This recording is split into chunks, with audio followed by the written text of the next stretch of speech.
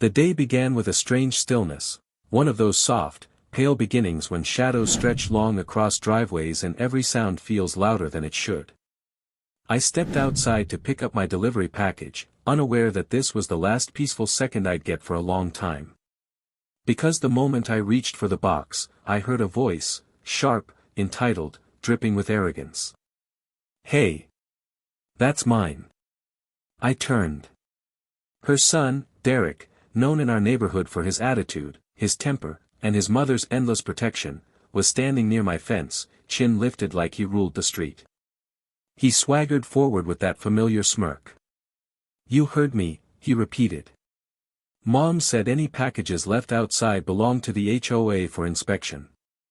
That means they belong to us." I actually laughed, quiet, disbelieving. "This has my name on it." "That doesn't matter," he snapped. "Hand it over." I didn't move. He stepped closer, invading my space. His eyes narrowed, and then he said it, the sentence that flipped my calm into cold anger.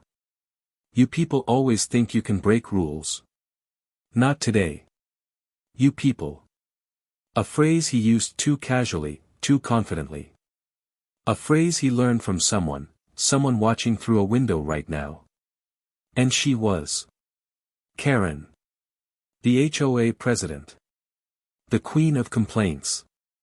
The woman who could turn any normal situation into a war. She shoved open her front door, storming down the steps like she'd been waiting her whole life for this moment. "Put the package down," she barked. "You're already in violation." Derek asked politely. "This is HOA property until cleared." I met her gaze without flinching. "No. It's mine." Her face reddened instantly. "You are not going to talk back to me. This neighborhood has rules." "And yet," I said, "none of those rules give you the right to steal." Those words ignited something in her. She pulled out her phone with a triumphant smile, the kind someone wears when they think they've trapped you. "That's it. I'm calling the police. Let's see who they believe." Her son folded his arms, grinning like the ending was already written. I didn't stop her. I didn't argue. I didn't even blink. Because the truth, the one that would shatter both of them, was simply too perfect. Let her call. Let her summon the very people I commanded. As she paced angrily, shouting exaggerated lies into the phone, neighbors stepped out of their houses. First a few, then more, drawn by her screeching voice. Soon half the street was watching her rant, pointing at me, accusing me of package theft, aggression, and racial intimidation. Derek leaned close. "When they get here, you'll be dragged out in cuffs." I looked him dead in the eyes. "We'll see." The moment she ended the call, she straightened her shirt and smiled like justice had already been served. Derek stood beside her, proud, smug, certain he'd won. Sirens echoed faintly in the distance. Residents whispered. Phones were recording. Karen adjusted her HOA badge, ready to perform the role of her life. And I, quietly, calmly, waited for the exact moment their world would turn upside down. Because those sirens belonged to my officers. And they were about to meet their commander standing outside his own home, holding his own package, being accused by the most troublesome woman in the entire HOA. This was going to be a long, unforgettable showdown. The echo of approaching sirens rolled over the neighborhood like a wave, cutting through the tension that Karen and Derek had stirred.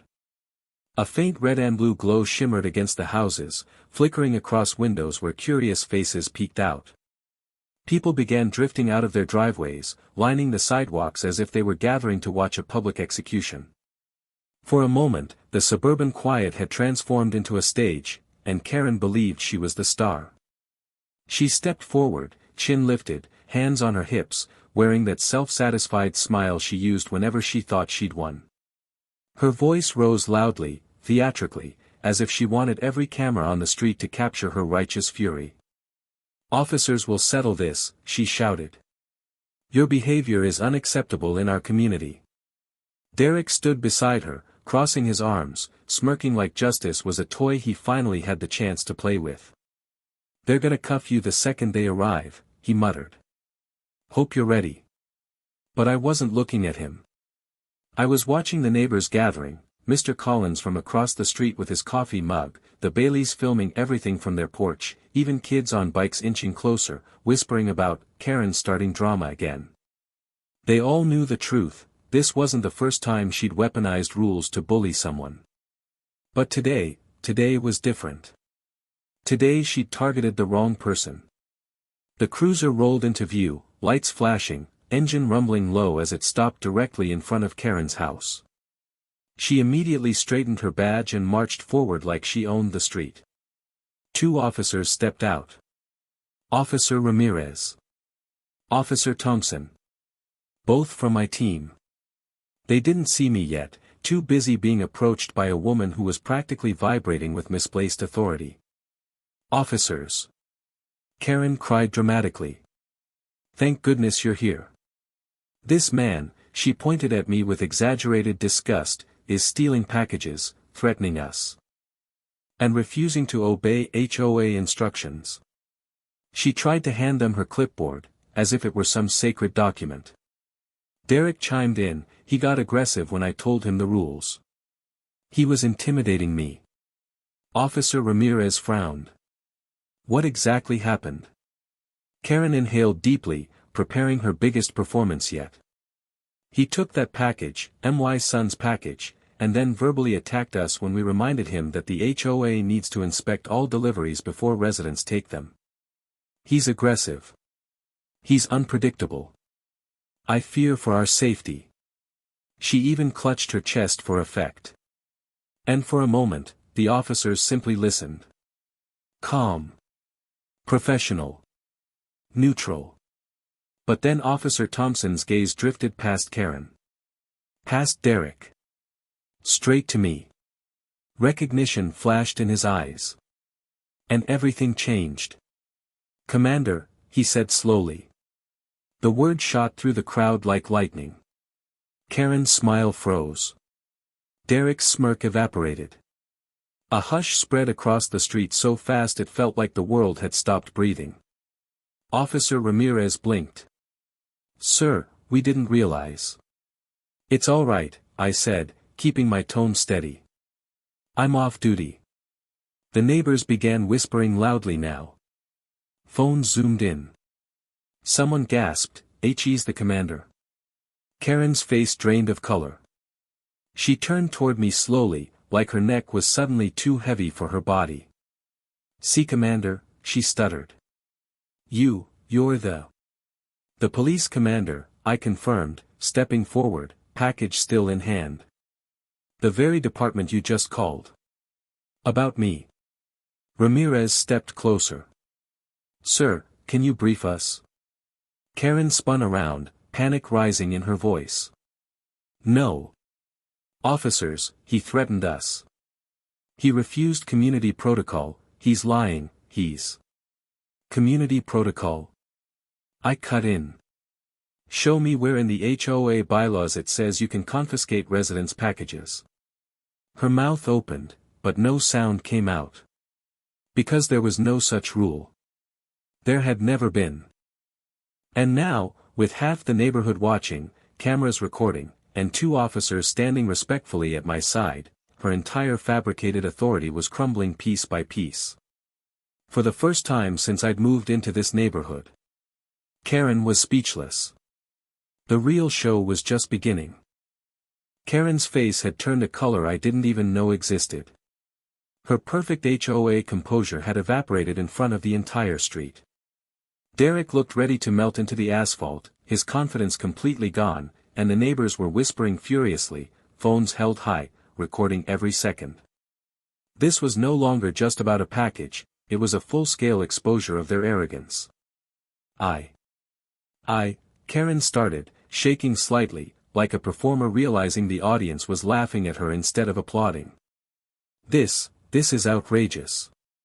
Commander, you can't just... I held up my hand. Watch me. Her voice cracked under pressure. I'm the HOA president. I have authority in this neighborhood, she insisted, as though shouting louder could manufacture the rules she'd invented in her mind. Derek stepped forward, trying to salvage something, anything. Mom, calm down, we're going to. Derek, stay back, Karen hissed, snapping her head toward him. She realized too late that her son was no shield. I glanced down at the package, cradled carefully in my hands. You claim this delivery was under HOA authority. Show me the clause. Show me the document that gives you the right to seize it. Or we'll resolve this another way. Karen sputtered, flipping through her clipboard as if sheer panic could make a rule appear. Pages flew, but the words were empty. The bylaw she referenced didn't exist. There was no authority granted to confiscate personal property. Not legally. Not morally. Not even in her fantasy HOA kingdom. The officers beside me stayed calm but alert, exchanging glances. The street had grown silent, except for murmurs of disbelief. Every neighbor was witnessing the unraveling of the most arrogant HOA president in history. You're lying. Karen shrieked. You're twisting the facts. He threatened us. I took a slow step forward. Threatened you? No. You made a false accusation. That's the truth. Her panic escalated into frenzy. She gestured wildly to Derek. See? He's dangerous. My son, he was scared. Derek's face had shifted now from smugness to horror. He looked around, realizing the scale of the chaos they'd created. Phones raised, neighbors staring, officers present. It wasn't just a minor HOA dispute anymore. It was a public spectacle of incompetence, entitlement, and lies. I let the tension sit for a heartbeat, letting everyone process the situation. Then I addressed the crowd. Neighbors, I began, my voice calm but commanding. This woman called the police on her own neighbor, on me, falsely accusing me of theft. All over a package she had no right to claim. This is a violation of trust, of rules, and most importantly, of common decency. Gasps rippled through the street. Some whispered, finally, others shook their heads in disbelief. Karen's mouth opened again, but no words formed. Officer Ramirez stepped forward. Ma'am, I need to remind you, filing false reports and making unfounded accusations can have serious consequences. Please calm down and provide the facts. Karen's eyes darted wildly. Facts. The package. He was stealing it. Wrong, I said firmly. This is my delivery, addressed to me, and you have no authority over it. Any attempt to confiscate or interfere is illegal. And you know it. A neighbor from across the street muttered audibly, finally, someone's calling her out. Laughter began quietly, building into murmurs of agreement. More neighbors started nodding, whispering to each other. Karen's power had been completely stripped. Derek muttered something under his breath. Karen snapped, glaring at him like she'd been betrayed. Quiet. You're supposed to back me up. He stared at her, helpless. Mom, we're done, he said softly. That moment crystallized everything. Their authority had been an illusion. Their intimidation tactics, a joke. And now, in front of every neighbor, every camera, the truth had landed like a thunderclap. I held my package high, turning to the neighbors. Everything you see here is legal, honest, and rightfully mine. Let this be a lesson, entitlement has limits. Lies have consequences. And HOA rules do not extend beyond common sense and legality. Karen's hands trembled. Derek's eyes widened. The street felt electric, alive with tension. Everyone realized they were witnessing the downfall of someone who thought they were untouchable. And I knew one thing, this was far from over. The final act, the full reckoning, would leave no doubt about who truly held authority in this neighborhood. The air had changed. What began as a simple dispute over a delivery package had escalated into something far bigger. Karen stood frozen, clipboard dangling uselessly from her hands, while Derek shuffled behind her like a frightened shadow. Neighbors whispered in clusters, their phones capturing every moment, ready to expose the entire fiasco online. The street was no longer just a neighborhood, it had become a courtroom, a theater, and a battlefield all at once. Karen's face was a mask of fury mixed with disbelief. Her HOA authority, which she wielded like a weapon for years, had evaporated in front of the very people she thought she controlled. She tried to speak, to reclaim some shred of dignity, but the words stuck in her throat. You can't do this. This is harassment, she finally squeaked. I stepped closer, keeping my voice calm but unwavering. Harassment? No. You called the police with false claims. That's the definition of harassment. You attempted to seize my property. That's illegal. And your entire performance just proved your intent. Her eyes darted to Derek, who looked at me with a mixture of fear and realization. Mom, maybe we should just leave it, he whispered, but Karen's pride was stronger than reason. No, she shouted, pivoting toward the crowd. He's trying to intimidate us. Don't believe him. I am your HOA president. I am. A phone camera flashed in her face. A neighbor stepped forward, voice calm but firm. You've been called out for years, Karen. Now everyone can see what we've all known. Your authority isn't law. The murmurs swelled into murmurs of agreement. Karen's words faltered. Derek looked as though he might collapse into the sidewalk. The truth had landed like a hammer, and their constructed illusion of control was shattered. I held the package tightly. The weight of it felt symbolic now, heavier than any object could be. It represented the culmination of arrogance, entitlement, and lies, all facing accountability. I glanced at my officers, standing ready but restrained, and then back at Karen. Here's the reality, I said, letting my words resonate through the street. Authority isn't about who shouts the loudest or who calls the most meetings. Authority is earned through respect, integrity, and lawfulness. You've shown none of these.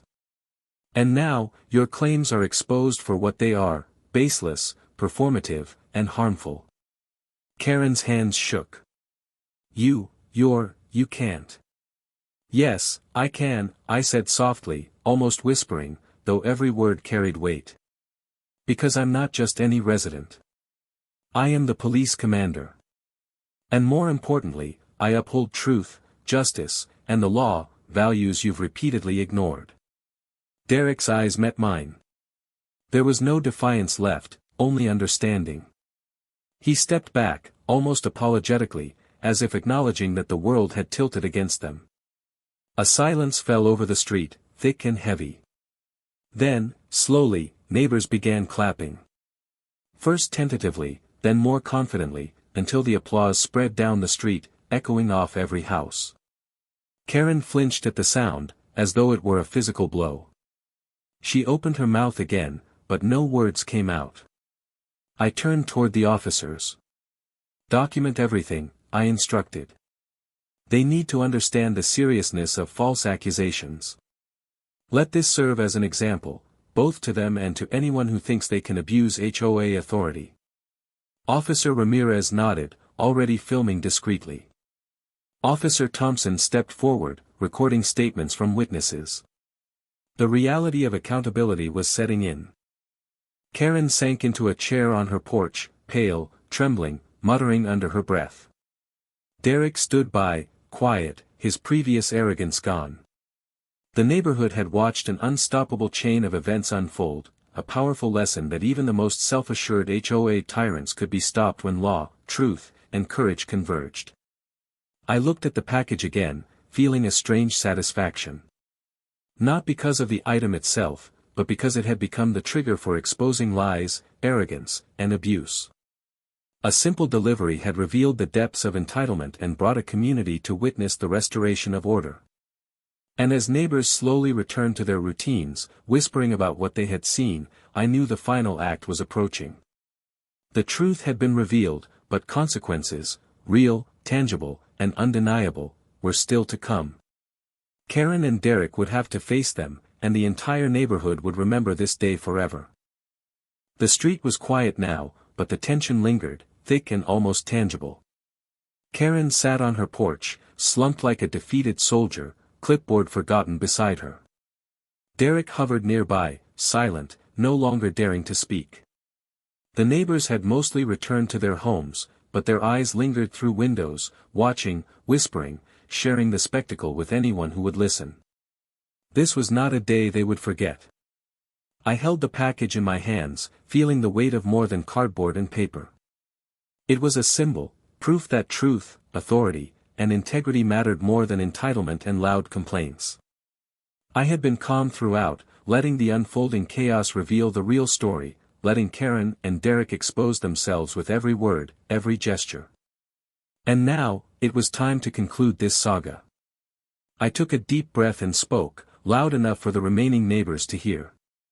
Karen, Derek, the people here have witnessed what has happened. They've seen false claims, fabricated authority, and attempts to intimidate a resident over a delivery package that was never yours to claim. It's time for accountability. Karen's lips trembled. Accountability.